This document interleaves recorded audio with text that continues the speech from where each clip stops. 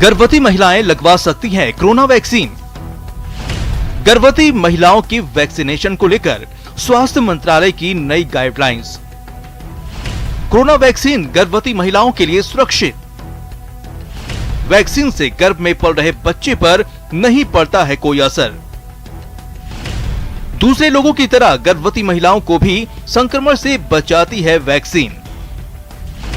Pregnant महिलाओं को corona vaccine लगवाने में अब कोई बाधा नहीं। टीका लगवाने के बाद गर्भवती महिलाएं रखें सभी जरूरी सावधानियां। कोरोना का संक्रमण प्रीमेच्योर डिलीवरी का कारण बन सकता है। कोविड वैक्सीनेशन, प्रेगनेंसी में प्रिकॉशन।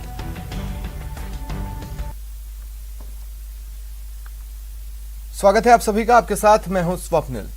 कोरोना वैक्सीन गर्भवती महिलाओं के लिए सुरक्षित है, उन्हें भी दूसरे लोगों की तरह संक्रमण से बचाती है।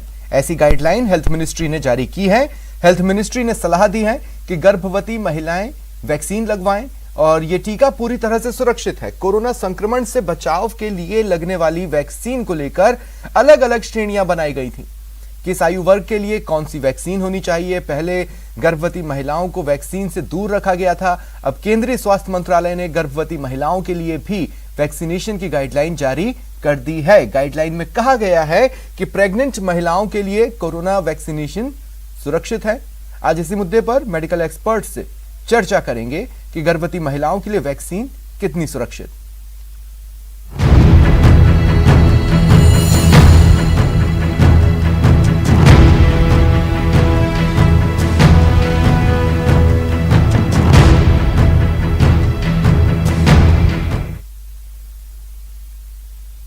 और मेरे साथ जो गेस्ट जुड़ रहे हैं आपको इंट्रोड्यूस करवा देता हूं। Doctor Arun Kumar assistant professor हैं community medicine SN medical college Jodhpur से। स्वागत है डॉक्टर अरुण कुमार आपका न्यूज 18 राजस्थान पर। डॉक्टर अरुण, सबसे पहले तो जो गाइडलाइन प्रेग्नेंट लेडीज को लेकर जारी की गई है केंद्र की ओर से, वो क्या क्या कहती है? सबसे पहले तो बहुत बहुत धन्यवाद और ईटीवी देखने वाले सभी दर्शकों को मेरा नमस्कार।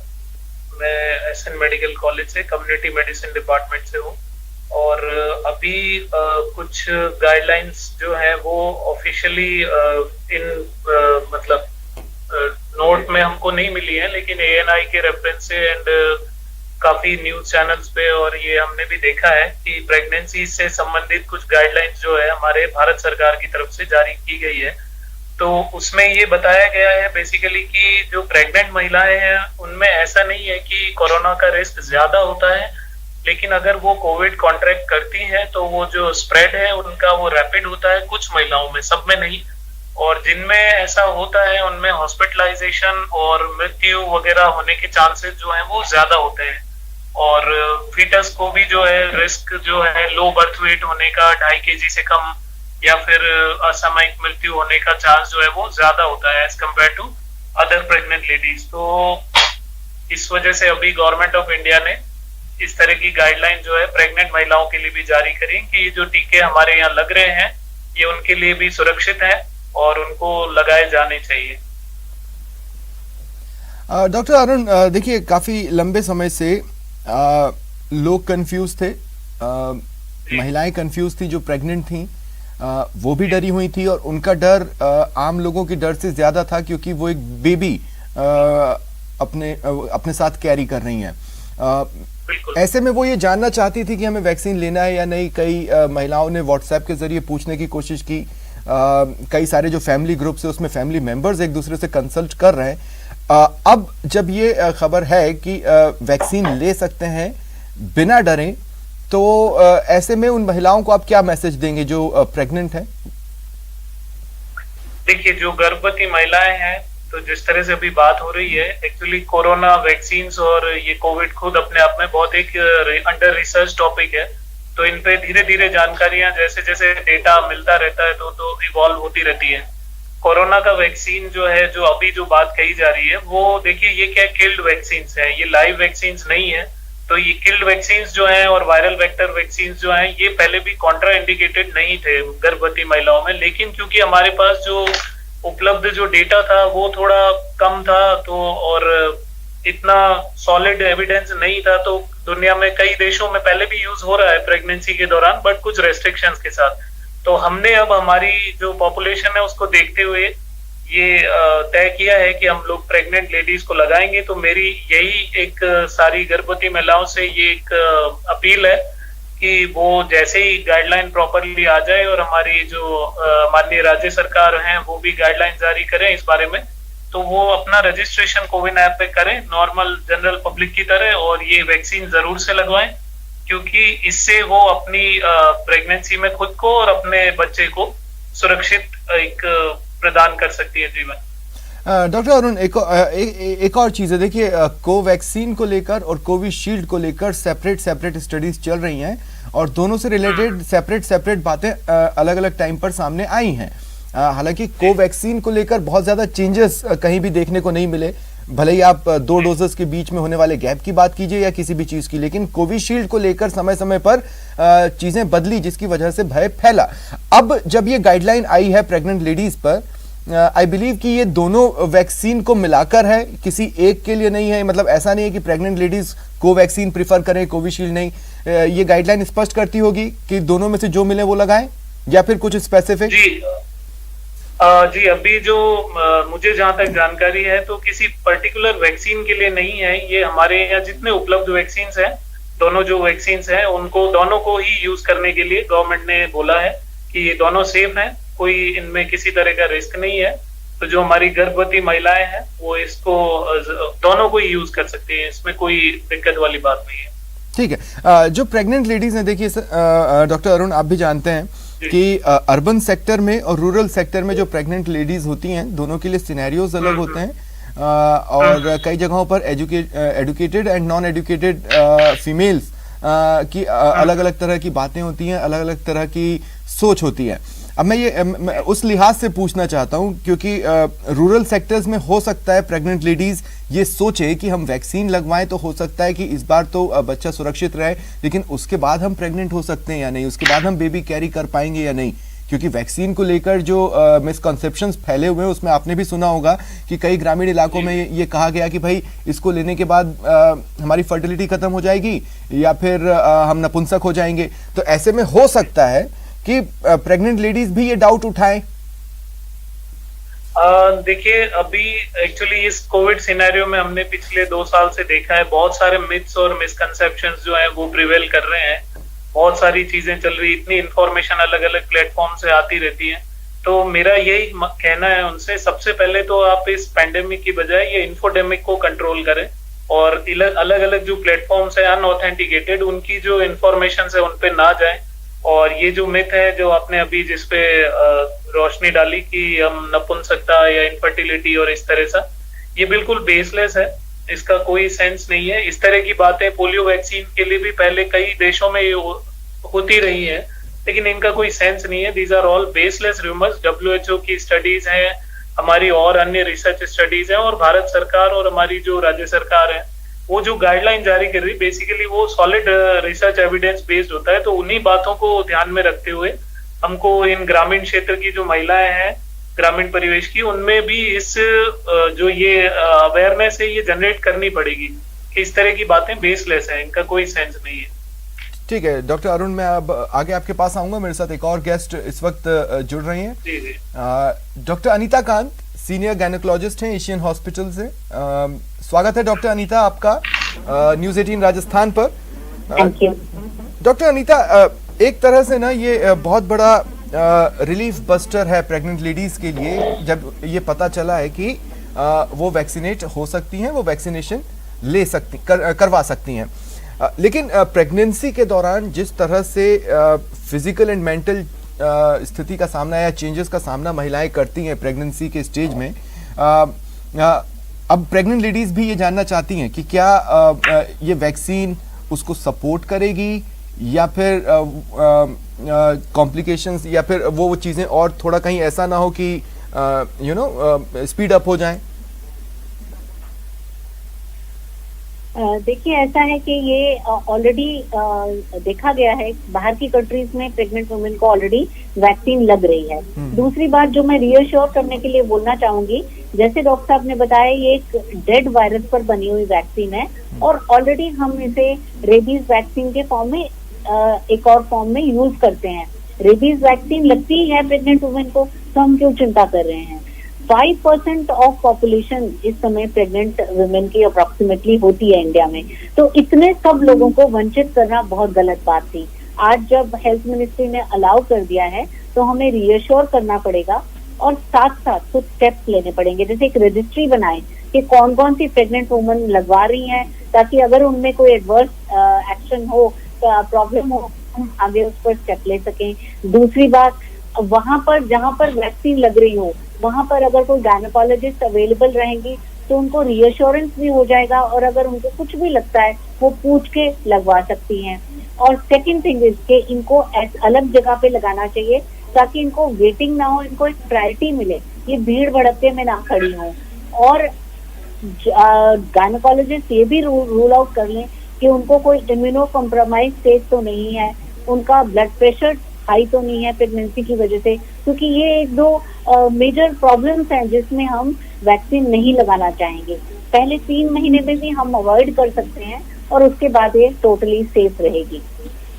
तो डॉक्टर अनीता, एक सवाल और है। अब जैसे कई लोगों ने जो वैक्सीन लगवाई है उनको वैक्सीनेशन के बाद कुछ को बुखार आया या सर भारी लगा या इस तरह के जो साइड इफ़ेक्ट्स बहुत लिमिटेड पीरियड के लिए रहे। कहीं चूँकि अभी तो स्टडीज़ सामने आई हैं, बट हमें ये नहीं पता कि गाइडलाइन में और क्या क्या क्लैरिटी है। प्रेग्नेंट लेडीज़ अगर वैक्सीनेशन लेती हैं तो इस तरह के जो वो एक मिनिमम पीरियड के लिए साइड इफ़ेक्ट के तौर पर बुखार या सर भारी होने की स्थिति है, वो किस तरह की होगी? क्या ये गाइडलाइन क्लियर कर रही है? ये उनको वैसे ही होगी जैसे कि बाकी लोगों को होती है। तो बाकी लोग क्रोसिन या मेफ्टाल या नेप्रोसिन लेते हैं, ये भी ले सकती हैं, सेफली ले सकती हैं, बस खाली पेट ना लें दवाई को। 2 या 3 दिन के लिए अगर कोई इफेक्ट हो प्रॉब्लम तो ले लें, वरना कोई जरूरत नहीं है। मैं अभी थोड़ी देर पहले डॉक्टर अरुण से बात कर रहा था, डॉक्टर अनीता, और मैंने ये सवाल पूछा था कि देखिए अर्बन सेक्टर की महिलाओं के डिफरेंट डाउट्स होंगे और रूरल सेक्टर की महिलाओं के डिफरेंट डाउट्स होंगे, चूँकि ऑलरेडी वैक्सीनेशन को लेकर एक पर्टिकुलर ग्रुप ऑफ पीपल है अलग अलग जगह पर जो कई सारे भ्रम की स्थिति में है। मैंने उनको क्लियर कट बताया भी कि राजस्थान में ही कुछ इलाके हैं जहाँ पर पुरुषों का ये कहना है कि वैक्सीन लगवाने के बाद हम नामर्द हो जाएंगे, कई लोगों को लगता है कि वो नपुंसक हो जाएंगे। ऐसे में ग्रामीण महिलाएं हो सकता है कि उस भ्रम की स्थिति में ये कहें कि भाई ऐसा तो नहीं कि चलिए ठीक है इस बार तो सब ठीक रहेगा, लेकिन उसके बाद हम दोबारा बच्चा कैरी कर सकते हैं या नहीं। इस तरह की भी डाउट्स होंगी जिन्हें समय रहते टैकल किए जाने की जरूरत होगी। Doctor Anita, I think health care workers का इसमें बहुत रोल आएगा। जैसे बाकी जनरल पॉपुलेशन में रेजिस्टेंस है, मेन अगर रेजिस्ट कर रहे हैं तो हम लोग आउट ऑफ द वे जाके उनको बता रहे हैं। ऐसे ही जैसे आपने ये स्टेप लिया मीडिया के थ्रू बताने का, ऐसे ही सारे हेल्थ केयर वर्कर्स जब जहाँ जहाँ मौका मिले, after all pregnant women checkup के लिए तो जाते ही हैं, हम लोग स्टेप बाय स्टेप उनको ये बता सकते हैं कि this will not harm, examples दे सकते हैं उनको। और जितनी हमारी वर्कर्स जो जाती हैं टेटनस वगैरह लगाने के लिए गाँवों में हाउस टू हाउस, वो भी इसके बारे में एडिक्वेट एजुकेशन दे सकते हैं। एजुकेशन देने से ही उनको समझ में आएगा। अगर हम उनके सारे डाउट क्लियर करेंगे तो नेचुरली वो आगे बढ़ के इस वैक्सीन को एक्सेप्ट करेंगे। ठीक है डॉक्टर अरुण, एक बार फिर मैं आपके पास आ रहा हूँ। और देखिए अब हो क्या रहा है ना, ये सारी भ्रम की स्थितियाँ तब बन रही है जब वैक्सीनेशन शुरू हुए 9 महीने या 10 महीने भी नहीं हुए, एक बहुत ब्रीफ पीरियड के लिए हुआ है। तो जो मिसकॉन्सेप्शंस है उसको हम सटीक एग्जाम्पल के साथ ये नहीं कह सकते कि उसको देखो या ये हुआ है या मतलब हम कोई एग्जाम्पल साइट आउट नहीं कर सकते अभी किसी के सामने भी। ऐसे में ज्यादा से ज्यादा लोग रेडी हो इस चीज के लिए, ये एक बड़ी जिम्मेदारी हो जाएगी। जागरूकता को एक नेक्स्ट लेवल टच करने की जरूरत है। जी जी बिल्कुल बिल्कुल। ये जैसे आपकी और हमारी सबकी जिम्मेदारी है और हमारे जितने जो जागरूक नौजवान हैं उन सबकी जिम्मेदारी यही है कि वो अपने आसपास जो है वो इस तरह की जो है जागरूकता को प्रचारित करें कि भाई वैक्सीन जो है वो कोई आपके किसी भी तरह का इस तरह के जो बेसलेस साइड इफेक्ट्स के रूमर्स हैं उनका कोई मतलब नहीं है, और खुद का ही एग्जांपल दें। बेसिकली अभी तो हम प्रेग्नेंट लेडीज के केस में ये नहीं बोल सकते हैं, लेकिन जैसे अभी जो नॉर्मल लोग हैं हम लोग अपना एग्जांपल दे सकते हैं कि हम खुद वैक्सीनेटेड हैं, हमें कुछ नहीं हुआ, देख लीजिए। और जो डेमोन्स्ट्रेशंस है वो आपका अपना खुद का भी यूज कर सकते हैं। और बाकी जो है मैं तो यही कहूंगा कि ये बहुत बड़ी जिम्मेदारी है नो डाउट, लेकिन उसको बहुत अच्छे से जो है सरकारें अपनी निभा रही है।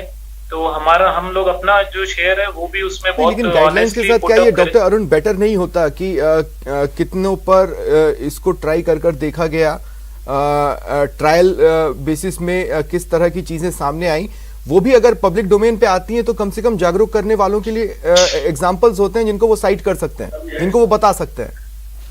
देखिए उनमें क्या प्रॉब्लम आती है कि जो स्टडीज के रिजल्ट्स वगैरह होते हैं वो कुछ कॉम्प्लिकेटेड फॉर्मेट्स में होते हैं, तो उनमें कई चीजें मैटर करती है, सैंपल साइजेस होती है, कई और अलग अलग स्टैटिस्टिकल हमारी टेक्नोलॉजी उसमें यूज करी हुई होती है, जिनको समझ पाना एक नॉर्मल जो कॉमन जनरल लेमैन जिसको कहेंगे उनके लिए इतना मतलब आसान नहीं है।